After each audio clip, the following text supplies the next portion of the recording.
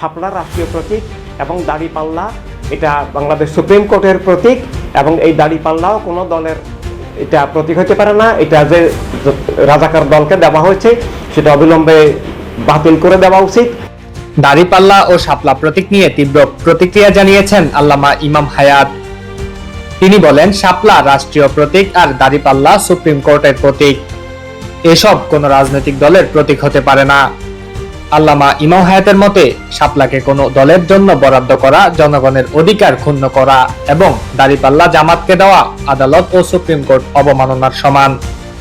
আল্লামা ইমাম হায়াত বলেন, রাষ্ট্রীয় পতাকা যেমন একক দলের দলীয় পতাকা হতে পারে না, তেমনি রাষ্ট্রীয় প্রতীকও জনগণের সবার বিষয়, যা কোনো একক দলের দলীয় প্রতীক হতে পারে না। প্রতীক নিয়ে জোর জবরদস্তি ও চাপ সৃষ্টি তিনি অগণতান্ত্রিক ও ফ্যাসিবাদী আচরণ হিসেবে উল্লেখ করেন। আল্লামা ইমাম হায়াত বলেন, একটি দলের আসল শক্তি তাদের নীতি ও আদর্শে, প্রতীকে নয়। শেষ পর্যন্ত তিনি সতর্ক করে দেন, শাপলা প্রতীক কোন দলের জন্য বরাদ্দ করা রাষ্ট্রের জন্য ক্ষতিকর। মেহেদী হাসান, ঢাকা রিপোর্ট।